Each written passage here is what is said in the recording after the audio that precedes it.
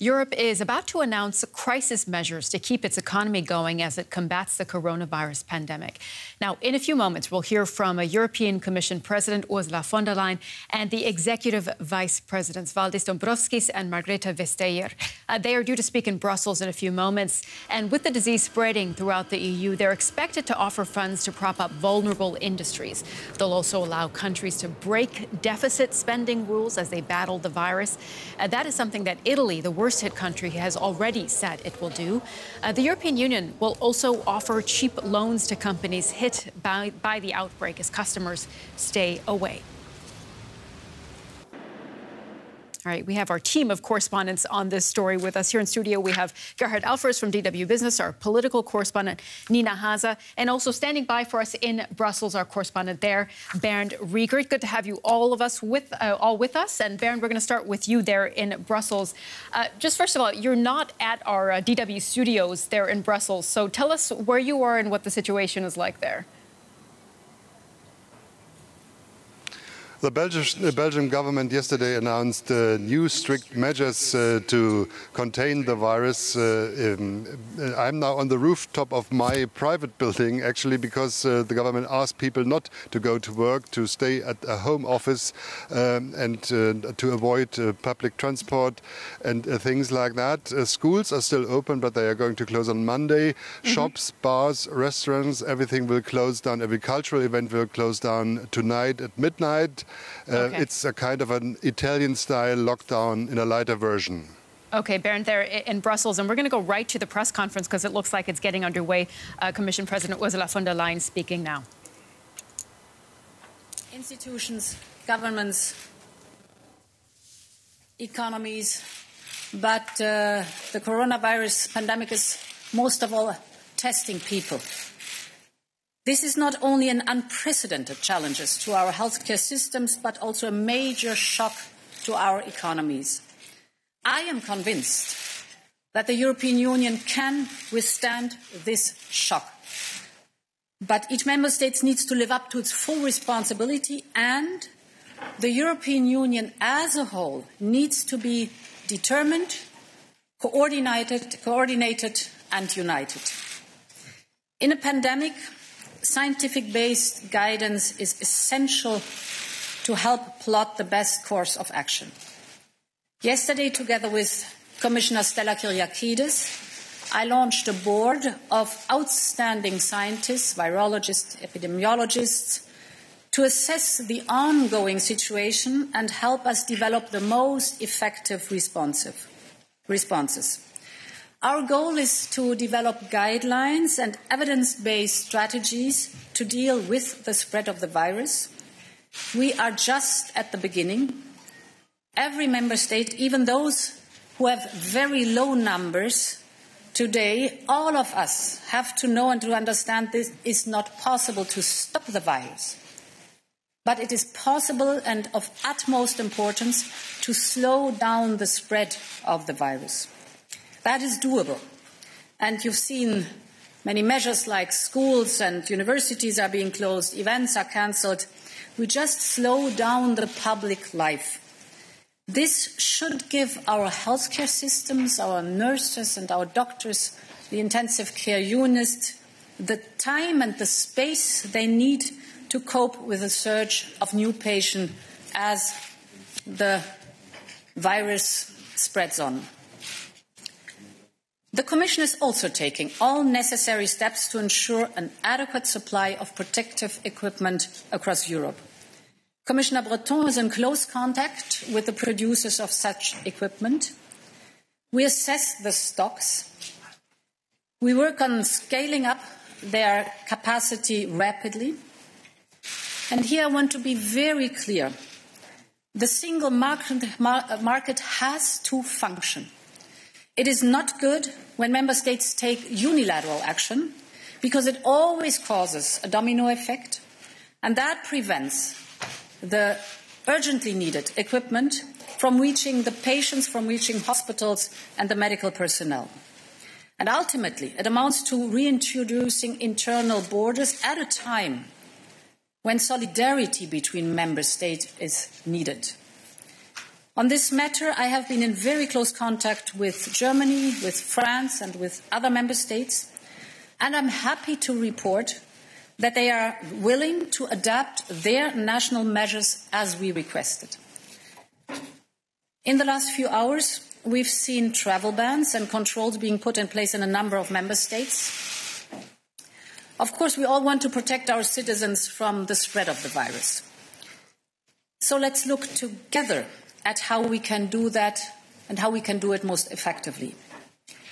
Certain controls may be justified, but general travel bans are not seen as being the most effective by the World Health Organization. Moreover, they have a strong social and economic impact. They disrupt people's lives and business across the borders. In other words, any measure that is taken must be proportionate. What we can do and what we should do is to carry out health screening measures. These can be taken at external borders, or they can be taken at internal borders, and as well within the territory of the member states. And this is why we propose to have EU guidelines for health screening at the borders. Commissioner Johansson will present these today to the ministers at the Justice and Home Affairs Council. Just once again in general, for any measure to be effective, they need to be coordinated at EU level. Member states, especially neighbouring ones, need to work very closely together. In this way, and it's the only way, we can make sure that our citizens receive the health care that they need immediately, wherever they are at the moment. This was strongly the health part. I want to turn to the economic sector. We all know that the virus is not only dangerous for our health, but it is also hitting our economies. It is a major shock for the global and for the European economy. And we have to take decisive and bold actions now, and this on all different levels. The shock is temporary, but we must work together to ensure that it is as short and as limited as possible. And it does not create permanent damage to our economies. And therefore, member states should be encouraged, and they should feel comfortable to take all the necessary measures to support the most affected sectors, for example, tourism, for example, transport or retail, just to name some. And they should be encouraged and they should feel comfortable to take all the necessary measures they need to support people, for example, through short-time work schemes or other effective measures. For this to happen, that is giving the member states reassurance, we at the European level are providing maximum flexibility. Flexibility on state aid, and Executive Vice President Margrethe Vestager will present this in detail, and flexibility within the Stability and Growth Pact. Executive Vice President Valdis Dombrovskis will tell you more about this in a moment. In this moment, flexible EU state aid rules enable member states, to take swift action to support companies and citizens. For example, yesterday the Commission approved within hours the first request coming from Denmark to compensate companies for cancellation of events with a large number of participants. The serious disturbance to the Italian economy created by the coronavirus will lead the Commission to authorize wide ranges of state aid measures to remedy this situation. Alongside these overarching macroeconomic measures, the Commission has also adopted today proposals to provide liquidity into our economy. We're setting up a €37 billion Corona Response Investment Initiative to grant support to the healthcare sector, to the labour market, to support SMEs from all affected sectors. Furthermore, the EU budget will deploy its existing instruments to support small and medium enterprises with liquidity, complementing thus the measures taken at a national level. I'll give you some examples. The European Invest Fund will guarantee, for example, 8 billion euros in loans for 100,000 SMEs and small mid-caps. Or, as you already know, the Commission's proposal to enable airlines to keep their airport slots, even if they do not operate flights in those slots because of declining traffic. This temporary measure will help both our aviation industry and the environment. It will help decrease emissions by avoiding the so-called ghost flights, when airlines fly almost empty planes simply to keep their slots. The measures announced today deal with the situation of today. This is an important economic package. But we have to acknowledge that the situation is evolving very fast. We stand ready to do more as the situation evolves. We will do whatever is necessary to support the Europeans and the European economy. Les mesures aujourd'hui qui ont été annoncées correspondent à la situation d'aujourd'hui. Ceci est un paquet économique important, mais nous devons reconnaître que la situation évolue très rapidement. Nous sommes prêts à faire plus. Nous ferons tout ce qui est nécessaire pour soutenir les Européens et l'économie européenne. Die heutigen Maßnahmen sind zugeschnitten auf die aktuelle Situation. Das ist ein wichtiges Paket für unsere europäische Wirtschaft. Aber je nachdem, wie sich die Lage verändert, stehen wir bereit, mehr zu tun. Wir werden alles Mögliche unternehmen, die Europäer und die europäische Wirtschaft zu stützen. Thank you. Now she's... Thank you very much. The outbreak of the COVID-19, as you just heard our President say, it affects every one of us. COVID-19, as you just heard our President say, it affects every one of us. So our goal together is to work together to bring all of Europe's resources to tackle this unprecedented situation.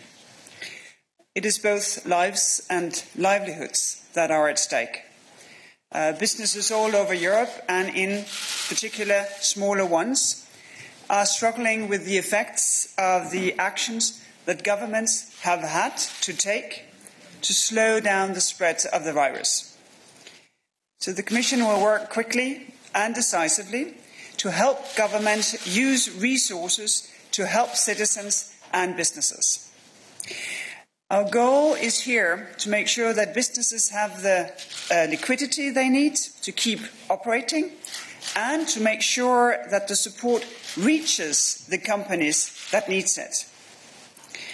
And support for businesses in one member state mustn't undermine the unity that Europe needs, a unity that will take us through the crisis. We have to be able to rely on the European single market to help our economies weather this outbreak and to bounce back strongly afterwards. Many member states are taking action. We will work closely and quickly with them to provide the support which the economy needs, and in a way that limits harm to the single market. A part of that, we will give advice and we will share templates of the schemes that works well. There are many ways that governments can help without needing state aid approval. They can give all businesses throughout the economy a breathing space to help them cope, providing wage subsidies, suspending corporate tax payments, or the payment of VAT. But we will need to do more. And the European rules on state aid, they enable governments to take effective action. to name just 3 examples on how to compensate for damages and to provide liquidity for companies. First, in some sectors, that be tourism, transport, hotels, restaurants, well, they are hit especially hard. So we are working with governments to put in place schemes that compensate sectors for the damages they have suffered because of the COVID-19 outbreak. Wednesday, we received the first notification of state aid to tackle the effects of the COVID-19 outbreak. The Danish government submitted its plans to compensate companies that had to cancel events with more than 1,000 people. And we signed off with those plans within 24 hours. And we will work just as fast with any other member state that want to introduce schemes that compensate businesses for the damages which the COVID-19 outbreak causes. Of course, governments can also help individuals directly. This doesn't need state aid approval either. For instance, it may be that they want to reimburse people for tickets to cancelled events. The second example is that our state aid rules enable governments to put in place schemes that give small and medium-sized companies the urgent liquidity that they need. Already 9 member states have that sort of scheme in place, and we will work with others who would like to do the same or to increase the budgets of existing schemes. My third example has to do with banks, because our economy's ability to weather such an unprecedented situation will also depend on banks and their readiness to lend. And some governments may want to use banks as a channel for support of the economy, including small and medium-sized businesses. We will work with governments on this. Today, more than a decade after the financial crisis, European banks, they are stronger and more resilient. If need be, in the coming weeks and months, we do have the rules in place to enable governments to ensure that banks have adequate liquidity to lend to their customers. The situation we're dealing with is changing fast. There is every possibility, there's a high risk, that the strain on our economy will grow. Governments may need to give state aid at a much larger scale. And our rules allow for wide-ranging support throughout the economy in member states that are facing serious disturbances of their economy. As I already said Tuesday in this press room, this is the case in Italy. And the situation in more and more member states is going in the same direction. So we're keeping a very close watch on the situation in all member states and staying in close contact with governments. And we are ready to respond as we did in 2008 at the time of the financial crisis.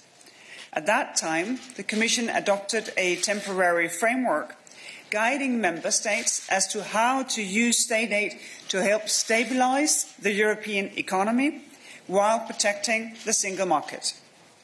And we are now working on a new framework so that we have it ready if it becomes necessary. What matters right now is that we are prepared to move fast. And this is why we have put in place all the procedures that we need to deal with new state aid very fast.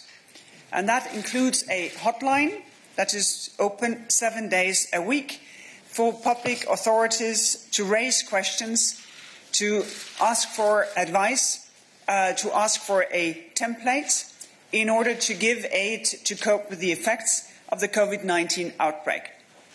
The European Commission will continue to provide the necessary support to governments and to citizens. Thank you. Thank you so much.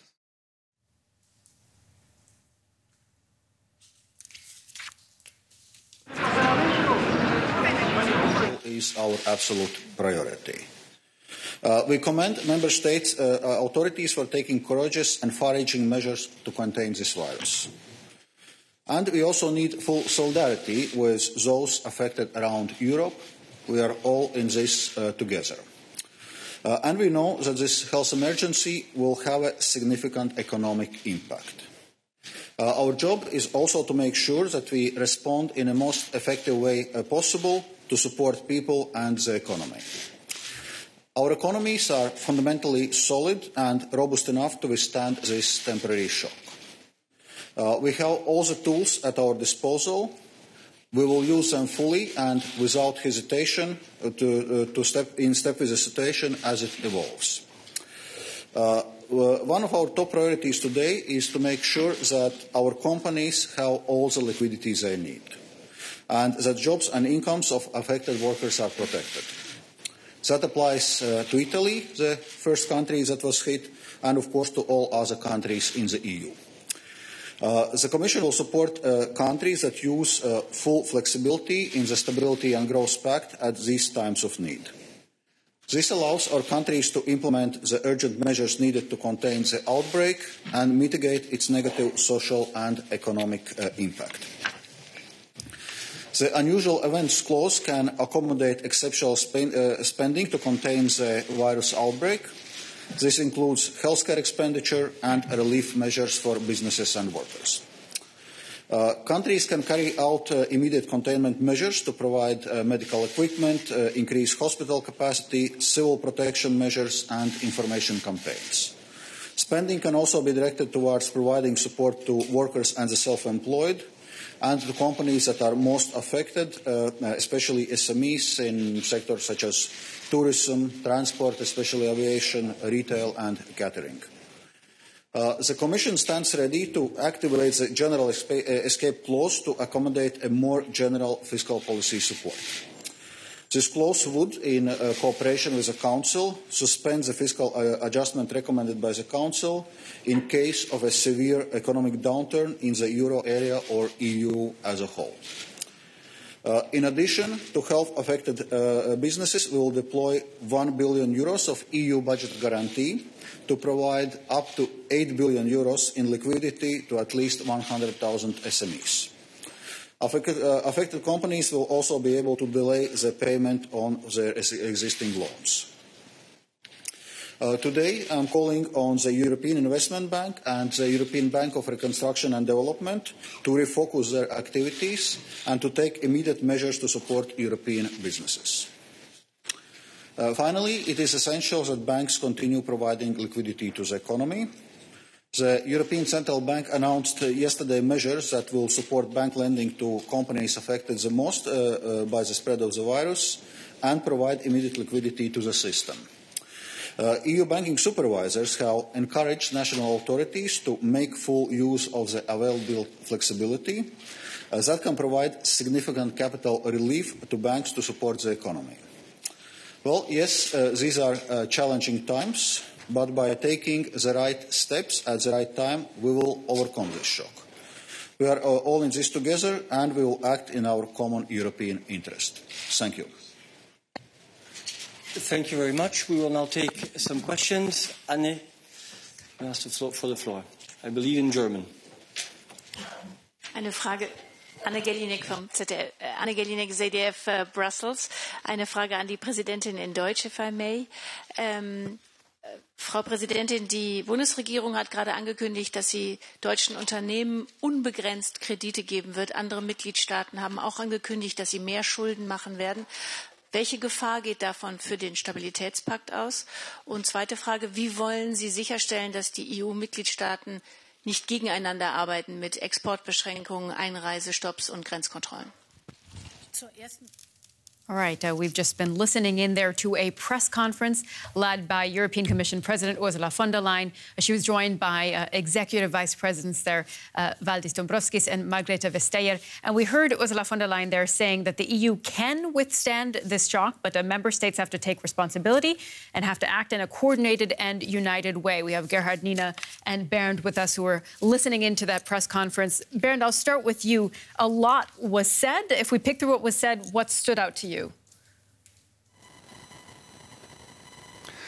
Well, EU Commission President von der Leyen said this is just the beginning, so we have to drag on for weeks and even months maybe with this situation, and this is of course a very challenging situation for Europe. The Commission will take 37 billion euros as a first fund to reimburse companies who suffer from this coronavirus, and also to beef up the supply of medical equipment, and 7 or 8 billion euros are earmarked for small companies like shops in Italy or restaurants in Italy which are suffering right now.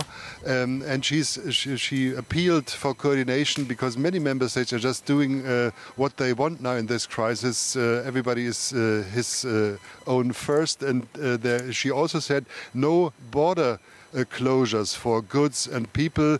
Some border checks and health checks can be introduced, but please keep open the borders. It doesn't make sense now to close the borders because the virus is already everywhere in Europe. And she also announced, and also her colleagues announced, to open the floodgates for refinancing the state. They can now make more debt, they can get more loans on the market to cope with the coronavirus. The so-called Stability Pact is very flexible now, so that means that Italy can lend more money, and this is what Italy especially asks for. All right, Nina, let's pick up on what Bernd was just saying there. It sounded almost at a point like Ursula von der Leyen was admonishing member states to say, remember, we have to act in a coordinated way. This is the only way that we will make it through this crisis. What do you think she was getting at there? Well, of course, we've seen, as Bernd was saying, that people are looking at their own population, at their own citizens, at their own voters first. And, of course, they want to look, politicians in this crisis want to look as though they're in charge, and they have taken matters into their own hands. Italy put the whole country under lockdown. Austria has issued travel bans and is not letting people in. On our borders, Germany has borders with 9 countries. Lots and lots of countries are already saying Germans are no longer welcome. And so this is not helping bringing forward research, for example. We still don't have a vaccine, and it's vital for all those experts to have exchanges. There are doctors who live in one country and work in the other, and this is something that Ursula von der Leyen has appealed to the member states about. Please remember that we are stronger together. OK, well, that political aspect was one pillar of that press conference. Gerhard, the economic aspect was certainly the biggest pillar that we heard there. A few or various measures announced. Take us through what stood out to you there. Well, the most important part is, even though they haven't really said it very precisely, but it's so basically they're throwing the 3% rule out of the window. There's a rule that budget deficits can't exceed 3% of GDP in member states. That is a very strict rule. It has been cancelled a couple of times before. One has been lenient with that regulation, but that seems to be out of the window, at least for now. That's one thing. Also, the state aid. The European Union has very, very strict rules in how far national governments are allowed to aid their national economies, companies in their national economies. It has to do, of course, with competition rules, to keep a level playing field. That's what the single market is all about. It's one of the fundamental principles in the EU. And now they say they give maximum freedom to flexibility, she said, right? Maximum flexibility to governments to support industries as they see fit in their countries. So that's politically a pretty wide-ranging set of measures already. In addition to the money that actually they have put aside, 37 billion in emergency funds, loans actually for health services and small and medium-sized businesses. And it also, interestingly, for airlines as well. Yeah. They mentioned airlines that they will be able to keep their slots even if they don't use them, meaning the slots at airports, the landing and departure slots. Also, one little bit to help the airline industry on a European level. Interesting also what they said about banks that came sort of very kind of hidden away and that very circumspect terms, they said, well, we will support banks, or we will allow governments to support banks as well, knowing full well that supporting banks is very unpopular right now. Yeah, you know, Bernd, coming back to you and listening to some of those measures that Gerhard was just discussing there, you know, Ursula von der Leyen really was at pains to mention time and again, or say time and again, that we are ready for this. The European Union can withstand this. And Bernd, you know, what has been learned from the last financial crisis? What has been put in place? How ready is the European Union for this type of crisis economically? If Bernd can hear us, I'm not exactly sure he can. It looks like he's currently dealing with technology there. So I'm going to ask that question to both of you.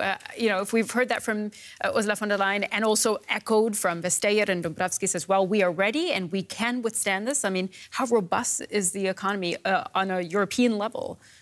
Well, at the moment, it's very different. If you look at Germany, Germany has a huge budget surplus lying around, but it's money that's actually lying around. Of course, they can use that. And Germany is a country that is incredibly powerful still, economically speaking. Different situation in Italy, as we've heard from Ursula von der Leyen. The Italian government has already been asking about more leniency and to actually break the rules, which they apparently have allowed. So countries, poorer countries in the EU are set to suffer more, of course. Mm. And there was a press conference earlier by Germany's economics minister, Peter Altmaier, and the finance minister, Olaf Scholz, where they said what the German measures were going to be in this crisis. And they gave us the details of their comprehensive economic aid package. And they said, interestingly, that we learned a lot in that banking crisis. We learned a lot in that financial crisis. And at the time, we put a lot of measures in place that we can use again now. And explicitly, Olaf Scholz mentioned the instrument of short-time work, for example, that this is something that is becoming law at the moment as we speak because of this crisis, that German companies can send people home straight away and they'll be compensated for it when people are ill, for example, or when they're dealing with slumped demand, so that a maximum of German companies can still keep operating. And that is something that they learned at the time when lots of companies were hit because of the failing banks. Well, that's certainly the case, and a lot more to talk about. As we heard, it's a fluid situation, and we'll see the European Union trying to adapt as the situation continues to develop. But we'll talk about it through the course of the day. Nina and Gerhard and also Bernd in Brussels, thank you all.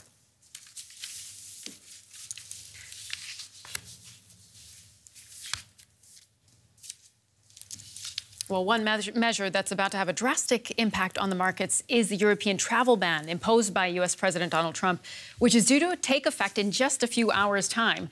Travelers from 26 European countries will be barred from entering the U.S. Let's look now at how many Americans in Europe are scrambling to return home before the ban, and likely flight cancellations come into force in a few hours. A rude awakening for many Americans in Europe. Departure halls were packed as travelers scrambled to get home after hearing that the U.S. is restricting travel from the European Union starting at midnight Eastern Standard Time on Friday. It was pretty crazy because we found out at like 2 a.m. We took a train to the airport at like 3, bought our flights, and we're on a flight by like 9 a.m. Yeah, I thought a little bit more heads up would have been nice because we freaked out and then we found out. So I guess communication wasn't great. Trump has restricted travel for foreigners to the U.S. from EU countries in an attempt to get a handle on the COVID-19 outbreak. But some say his decision will do little to stop the virus from spreading. He is facing a lot of criticism because of this travel ban, not only in Europe but also here in the U.S., with many experts saying that it's too late, that the virus is already here. Across the Atlantic in Italy, more than 12,000 people have been infected and around 1,000 have died. This picture of an exhausted nurse taken earlier this week has become a symbol of the strain medical staff are under. Doctors are having to make tough decisions. There aren't enough mechanical ventilators in hospitals to treat seriously ill patients. The EU has expressed solidarity and promised the crisis-stricken country billions of euros in aid. A growing number of states in Germany have ordered schools and other public facilities to close. In Bavaria and Saarland, authorities have ordered schools, kindergartens, and daycare centers to shut down. Bremen will do the same thing starting on Monday, and Berlin will start gradually closing schools next week. It's also going to reduce public transport capacity. Germany's most populous state, North Rhine-Westphalia, is expected to announce steps later today. All right, let's talk about all the measures here in Germany. We have DW science reporter Derek Williams with us. He is self-isolating right now at home here in Berlin. Derek, it's good to see you. We've heard there that 3 German states, including Berlin, are now closing schools and kindergartens, and we're expecting other states to follow suit. Does this step make sense? Well, interestingly, the experts, they kind of really go back and forth on this question a lot. The truth of the matter is that we don't really know. We're in pretty much uncharted territory in this kind of fast-moving epidemic. Everyone is, to some extent, sort of making it up as they go along. The general opinion amongst most of the experts here in Germany, up until very recently, was that closing schools and preschools would actually be counterproductive, as that would also force parents of school-aged children to stay home with them. Now, that would also have a serious knock-on effect in the healthcare sector, because the frontline staff that would actually be treating people, because you can't have nurses and caregivers and doctors staying at home with their kids when they need to be in the hospitals helping people who were infected. So more and more, actually, but more and more, the experts seem to be moving away from this sort of conviction, and they're starting to say that after all, maybe it is a good point at this point in Germany to shut schools for a while to slow down the spread of the virus, this flattening of the curve that we've been hearing over and over. So some German states have done that already, and I actually fully expect the rest of the German states to follow in close order, probably by next week. What about the measures we've seen from the U.S., Derek? President Trump shutting borders to Europeans. Is that a scientifically sound decision? From a logical viewpoint, it really doesn't make actually much sense at all.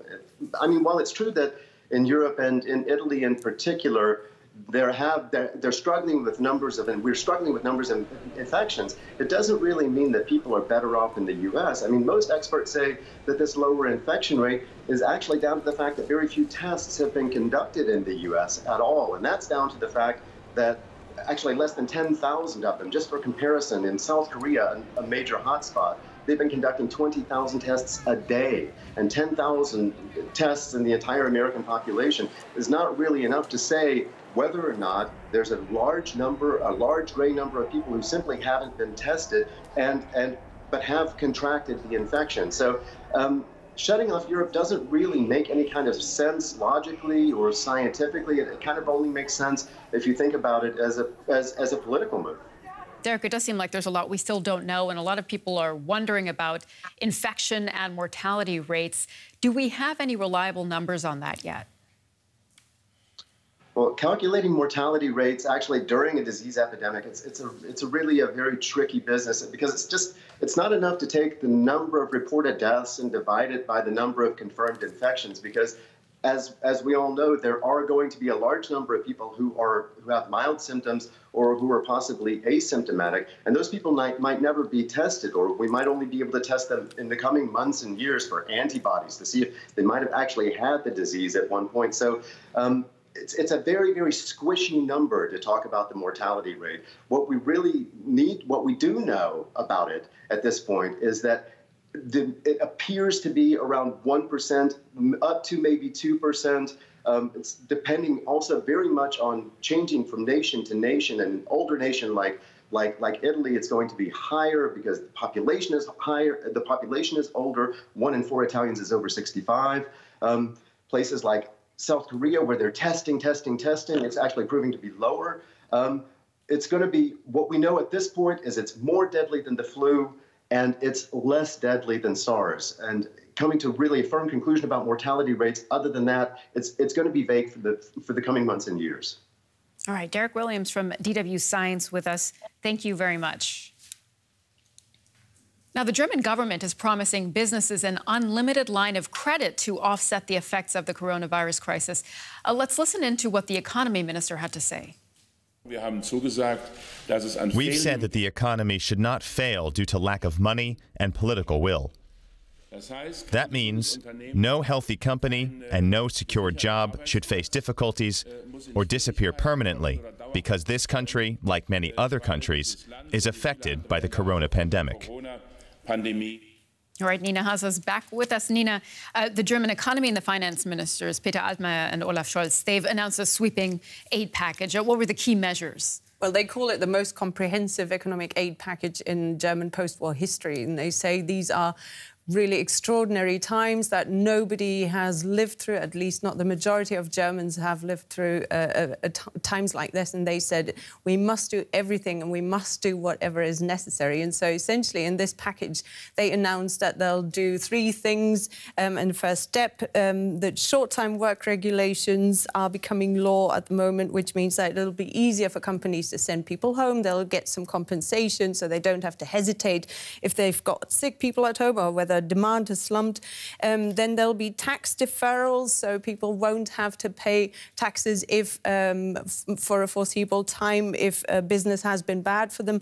There'll be unlimited loans. That's probably the biggest of all the measures. Olaf Scholz, the finance minister, said that they discussed whether to put a cap on those loans or not, and then they decided to, no, we're going to do whatever is necessary, so unlimited. Whatever is necessary. They say this is bold and decisive action. Is it? I mean, how extensive are these measures? Well, they say that they've put all the weapons on the table. But of course, it's it's a massively fluid, delicate situation, and of course, there's the worry that some companies might abuse that situation. And there were questions in the audience saying, how do you want to make sure that somebody applies for a loan and is really affected by corona? Maybe they're exploiting that situation. But then, there is a lot of discussion going on, and you can't be 100% sure just how effective it's going to be. But the political will, they said that very clearly, is there, and that they'll assess the situation almost on an hourly basis. We've just, been listening to European leaders discussing European economic packages, aid measures. How does the German approach fit into that European package? Well, Germany, as Europe's economic powerhouse, needs other countries to buy its goods, essentially. So Germany's economy can only work if the rest of Europe doesn't completely fall apart, because, of course, there's massive trade going on. And this is something that the German government has also been very clear about, that they want to send a strong signal out to the European economy, saying we're going to try and protect our companies, we're going to try and protect jobs in this difficult situation, just to make sure that we can at least remain afloat, and so that we can keep Europe's economy going, and that more efforts are needed at a European level. Angela Merkel is in regular contact with other state leaders, and they're all beginning to see that it is a crisis that Europe has to deal with together. All right, Nina Haas tracking all of the latest for us. Thank you. Well, let's run through some of the latest coronavirus developments. The cruise company Princess Cruises has suspended operations for 2 months. 2 of its ships have been quarantined after outbreaks of the virus. Singapore has banned cruise ship visits and mass gatherings, effective immediately. France has joined a growing list of European countries closing schools and universities. Japan's parliament has authorized Prime Minister Shinzo Abe to declare a state of emergency to combat the spread of the coronavirus. And environmental activist Greta Thunberg has called on campaigners to avoid mass protests as the coronavirus spreads. But she says her Fridays for Future movement will organize online strikes instead. The coronavirus is having an impact on pollution in China, where the disease originated. There, it has led to a decrease in carbon emissions as economic activity slowed. But many believe the effect will be temporary. The surgical mask, a popular home remedy against airborne threats. Until a few months ago, smog and car fumes were the greatest concerns to urban dwellers, such as those in Vietnam. But now the coronavirus has taken over as the biggest worry for many, as air pollution has dissipated. The virus has emptied the streets of China's megacities, and manufacturing has slowed. Drastic quarantine measures implemented by Chinese authorities have resulted in significantly cleaner air, as this graphic from the World Meteorological Organization shows. China is now emitting 25% less greenhouse gas, a small victory, against global warming. We've seen with the drastic measures that China has taken with regard to corona that emissions have gone down seriously. So people are working from home, manufacturing has slowed down. So these are the kinds of drastic measures that we will have to take for climate change, and it's better to do it kind of sooner rather than later because it'll be more painful the longer we wait. Scientists have long been sounding the alarm on climate change. 2019 was the second hottest year on record, with the past decade the hottest in human history. Greenhouse gases concentrations are at the highest level in 3 million years. But while countries have been slow to act in the face of global warming, many have now implemented drastic measures to slow the spread of the coronavirus. The climate crisis is somehow much more abstract than the virus. And that's why I can't say how many people will die because of climate change. But the virus, you can calculate it. That's why it's a bit closer. Well, hey, if humanity dies off from the coronavirus, what does the climate matter? I hope that we have a vaccination against the virus in a year and a half. But the climate crisis is the most important task of the millennium, I think, without exaggeration. Many people in China have already recovered.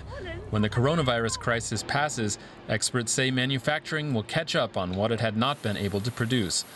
That means the corona effect on the climate is probably just temporary.